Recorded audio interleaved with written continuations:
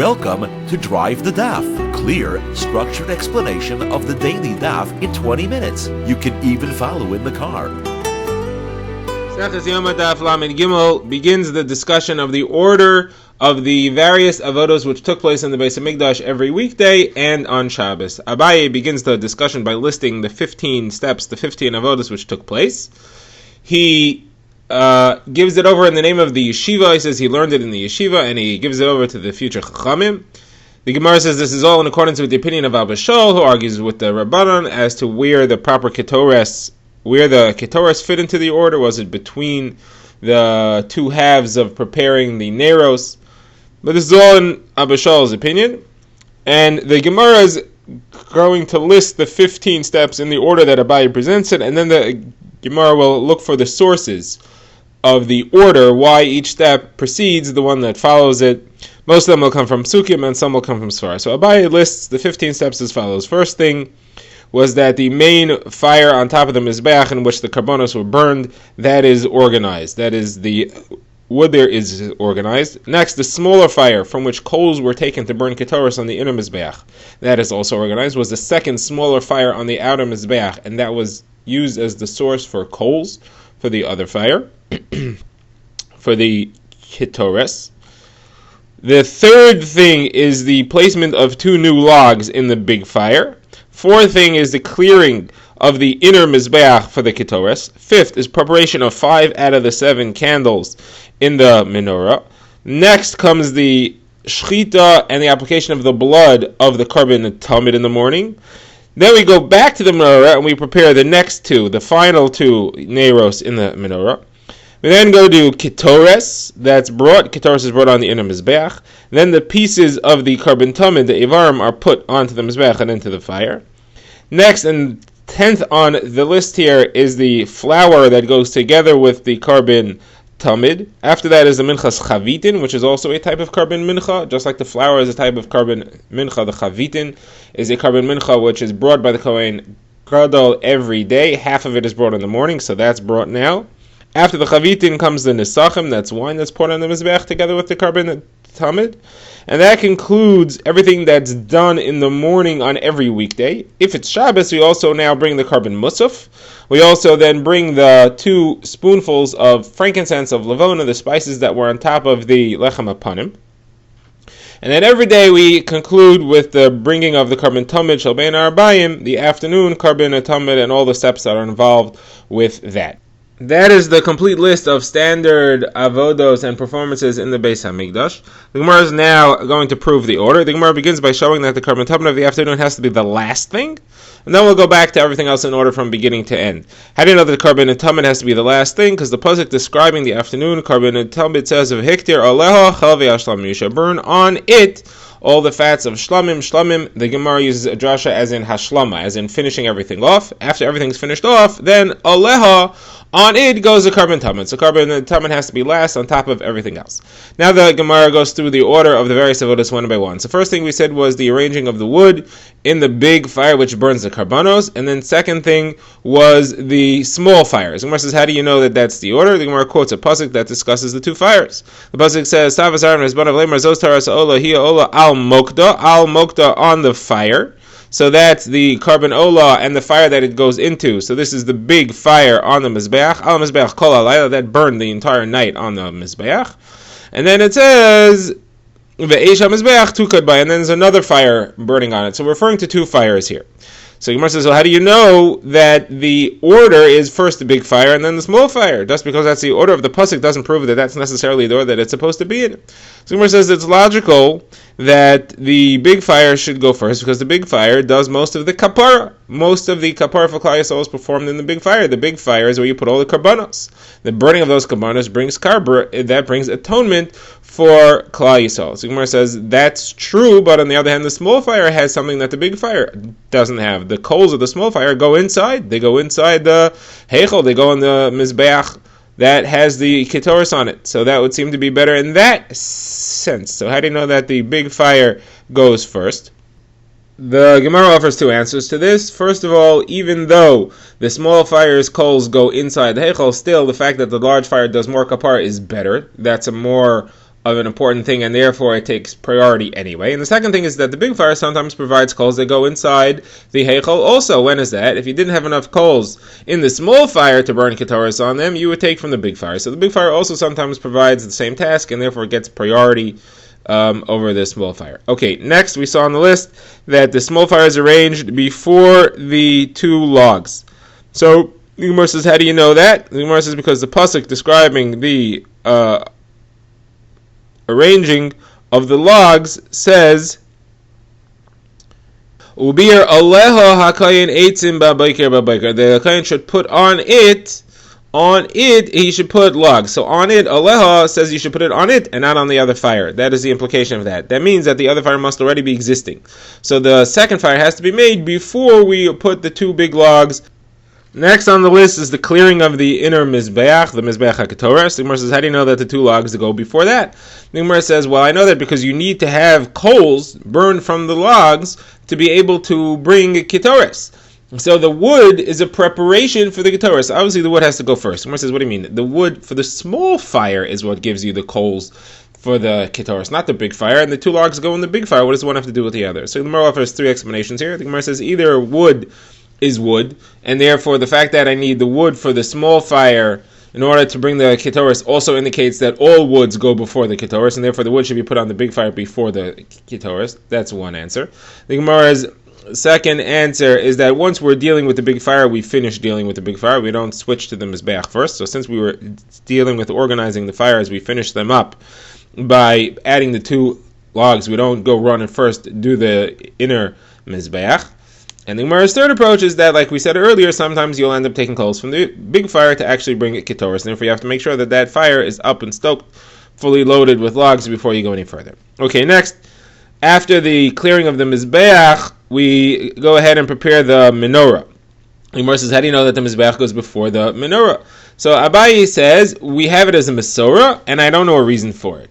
Rava says there is a reason for it, and the reason is based on what Rish Lakish says. Ein mavir al mitzvahs. You don't pass by one mitzvah to get to another mitzvah. Meaning, what's on our plate now is to get to the mizbeach, the golden mizbeach inside the heichal, and to get to the menorah. Which one should I do first? So I'm going to pass the mizbeach first.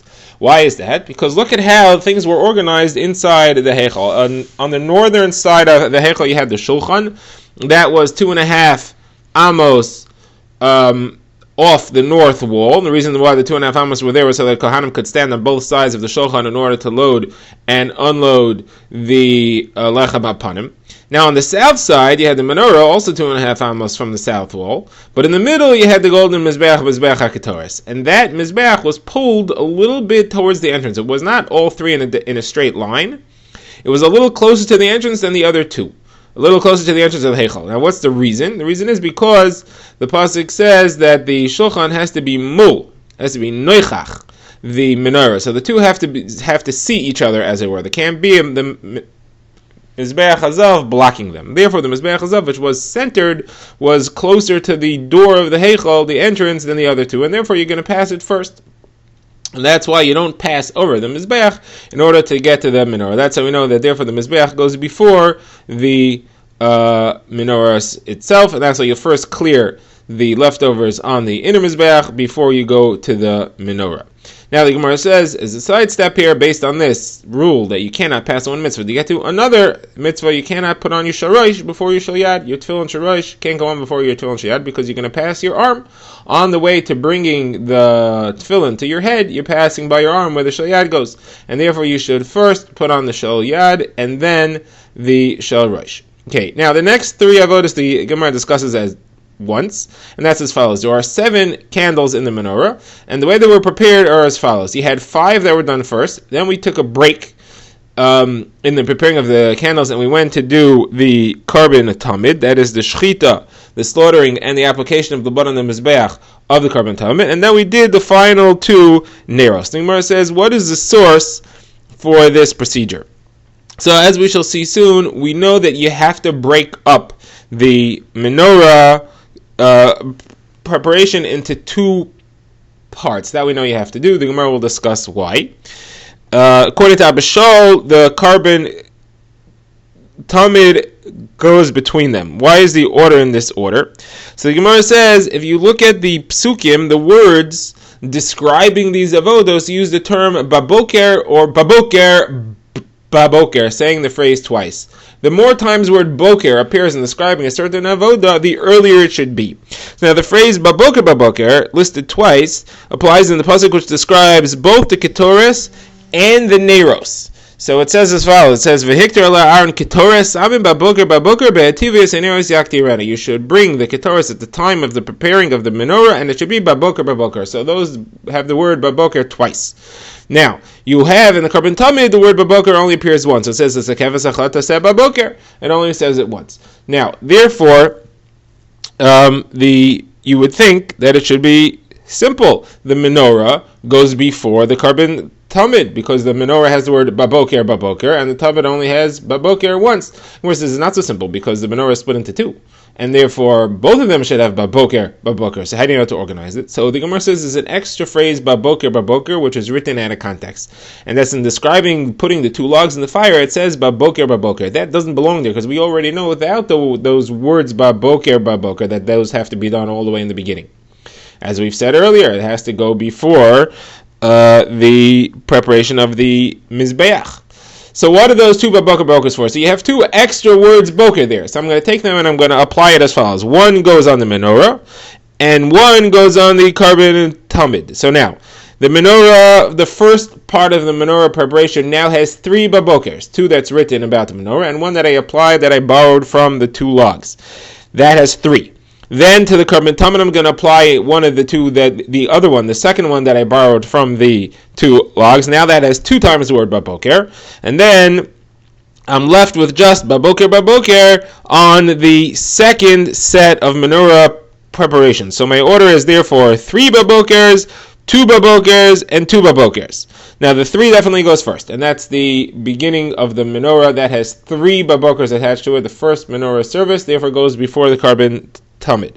Now how do I know that the Karban Tamid goes before the rest of the menorah clearing? Both of them have only 2 babokers at this point. So Gemara says, it's simple. The Karban Tamid has much more kapara involved than the menorah. It's kapara that's brought, and because it's a mechaper, therefore it goes first, we give it priority. And that's why the Karban Tamid goes before the second set, the second step in preparing the menorah. So the Gemara is a kasha here. The Gemara says, I don't understand you. You borrowed 2 babokers from the 2 logs. You skipped over the next step and you applied it. You skipped over the mizbeach hapnimi and you applied it to the menorah. Why'd you do it that way? What you should do is take 1 extra baboker that's written by the 2 logs and apply it to the next avoda. It's not needed by the 2 logs, I understand. So apply it to the next thing. What's the next thing? Clearing of the inner mizbeach haketoris. That already has the word baboker twice. Remember, it says baboker on the pasuk that talks about both ketoris and menorah. So that already has 2 babokers. You'll add a third one. Now you'll have 3 babokers, and therefore that has to be next. That has to be before the menorah. We were wondering earlier why the mizbeach hapnimi comes before the menorah. Here you have a great reason. I have 2 babokers there. I have 2 babokers by the menorah. I borrow one from the Shnei Gzirim, from the 2 logs, and I put it by the inner mizbeach, by the ketoris mizbeach. That then goes before the menorah. Now, what am I left with the menorah? On the menorah, I also have 2 times the word baboker. I will not apply any extra leftover word baboker that I borrowed from the 2 logs there. I'll leave it with 2. Then I'll take the word baboker and I'll apply it to the Karban Tamid. Now the Karban Tamid also has 2. It itself started with 1. Like it says, this is baboker. I take an extra baboker from the 2 logs, apply it there, and now it has 2. So now what comes out? Both the menorah and the Karban Tamid both have 2 babokers. Which one goes first? Karban Tamid goes first. You said kapara goes before menorah. So now I'll end up with the Karban Tamid going before all menorah business. So maybe the Karban Tamid should go before the menorah. So Gemara says that's a very great strategy. The problem is then you won't have anything to break up the 2 parts of the menorah. We know that the menorah clearing, the preparation of the candles, has to be done in 2 parts. You have to first do one, then do something else, and then do the rest of it. So you just took your Karban Tamid out from between the 2 parts of menorah, you made it before all the menorah, work. So now there's nothing left to interrupt between the two. So the Gemara says, well, the question really is, how do you know that you're supposed to split the preparation of the menorah into two parts? According to Reish Lakish, it's just logical. We want a lot of action in the Beis Hamikdash, and therefore the Rabbanan said you should split it into two, so there's a lot of coming and going and in and out. If that's the whole reason, so you don't have to do something in between. Do the first set, take a break, and then do the second set. You don't have to have the Karban Talmud in between, so that wouldn't be an issue. And therefore, my suggestion is still a good suggestion, and I have a kash on you. According to Rabbi Yochanan, however, it's derived from a pasuk. The pasuk describing the menorah says, again, baboker, and he says that Joshua is that you split it into two parts. Each baboker is a different part. You have to separate it. You have to separate it. You have something to do in between. That something to do in between has to be the Karban Talmud. There's nothing else to go in between, and therefore we can't use your strategy. We have to use the strategy the way we described it, and you end up with the Karban and Talmud splitting the preparation of the candles into two. Now the Gemara is just wondering, why is it split in 5 and then 2? How do you come up with that? Why don't you do less than 5? So the Gemara says, what do you mean? If when I start doing the menorah, I do as many of them as I can. The Gemara says, okay, I know it has to be split into 2, so you can't do all 7, but why 5? You should do 6 and 1. No. It says neiros plural. Both the first step and the second step have to be plural. So it can't be less than 2 in any of the 2 arrangements. So the first arrangement I'll do as many as I can is 5. Then after the interruption for the Karban and Talmud, I'll do the last 2, and therefore I'll also have plural then, and there'll be 2 there. Now, the Gemara questions, is it really true that the words baboker concerning the 2 logs are extra? I mean, how am I going to know that those are supposed to be the first things there? So Gemara reminds us, we already said, the word that the 2 logs have to be done at that point. We already know that, because they're also used to tell us that the big fire is arranged before the small fire, and that the small fire is arranged before the logs. So Gemara says, no, it's not a kasha. We already brought sources for that. We said that you're supposed to arrange the small fire before the 2 logs, because at the time that you put the logs in the fire, the small fire is already existing. Remember, we said that you should put it in it and not on the other fire, which implies that another fire exists already. This is all drashas we had before. The Gemara just repeats it for clarity here as to why the words baboker discussing the 2 logs are extra. Okay, the Gemara now moves on to discuss the next steps and how we know that they are the proper order. So the next thing after the 2 neros is ketores. So how do you know that the neros comes before the ketores? So the pasuk, which we quoted earlier, describing them, says behetivo es haneros yaktirena. When you're arranging the neros, that is when you burn the ketores. So you see that the neros is listed first. You do the neros first, and then right at that time is when you do the ketores, but the ketores comes afterwards. Now, how do you know that the bringing of the avarim is next? How do you know that the burning of the parts is after ketores and not before?